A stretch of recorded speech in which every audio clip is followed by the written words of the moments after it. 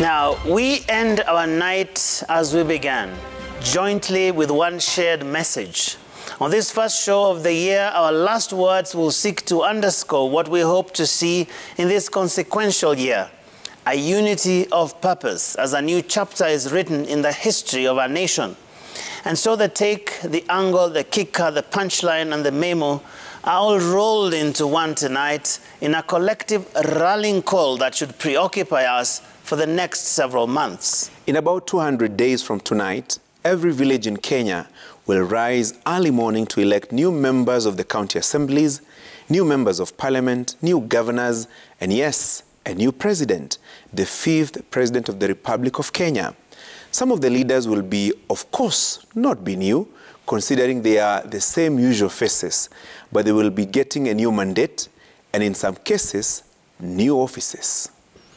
Indeed, new offices and maybe new faces. Yet the responsibility is the same old solemn one for the citizen and the voter. The weight of the democratic duty to choose has never been heavier on Kenyan voters. It is already being billed as a high-stakes election whose true highlight will be the election of only the 5th ever person to occupy the office of president in Kenya since independence in 1963. That alone, such a monumental decision for voters.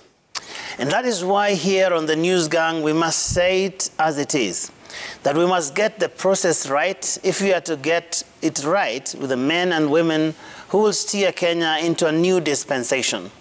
The process is currently underway already, both on the political front as well as on the electoral and legal front. It is our view that we must get it right with the politics for us to get it right with the politicians. And getting it right is not what we have done these first few days of the year. To put it plainly, we have started the year on a wrong note. From the tone to the substance of the political campaigns, politicians have already gone astray with utterances that are barely thoughtful and acts of violence for which they would not claim innocence. Yes, indeed. And innocence has taken such a nasty beating in just under 20 days, with several politicians being cited for hate speech and at least one political rally witnessing mindless mob violence. Even as the law takes its course, politicians should consider honoring the maturity of our independence and the age of our democracy, and resolve to do things differently, even if just this once. Indeed, maturity, for example, would remind every leader that democracies are about competition of ideas and not fists and brawn.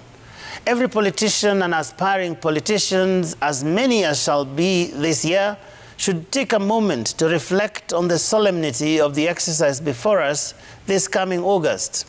The sheer gravity of that date with voters should in itself persuade Kenyans that mindless utterances, stones and tear gas do not even have a place in this equation. Here is our simple proposition. How about you make 2022 an issue-based election, and I mean a genuinely issue-based election? For a country whose economy is struggling, and for campaigns peopled by thousands of unemployed youth and poverty-stricken adults, the plate is really full with real issues for any aspiring politician this year. From the wards to the constituencies and counties to the national government, time has never been riper for political cool-headedness. Cool-headedness. Maybe we dream too early into the night here on the News Gang, but allow us to dream and hope. Allow us to hope that somehow the irritating tenor of campaign rhetoric can drop a few decibels down to something that can communicate substance to the voters. Allow us to hope that somehow the next 200 days will be different from the last 20 days of this year, 2022. Allow us to hope that voters will be granted the space and the quiet for the clarity their decision requires on 9th of August. Indeed, and allow us to hope that tonight politicians and aspiring politicians will accept that they and not the voter bear greater responsibility for the tone of our politics. We keep the hope that civility will triumph over the primitive muscularity and reason over nose-blunting utterances. This is our hope and take, memo and angle, punchline and kicker. And hey, Happy New Year.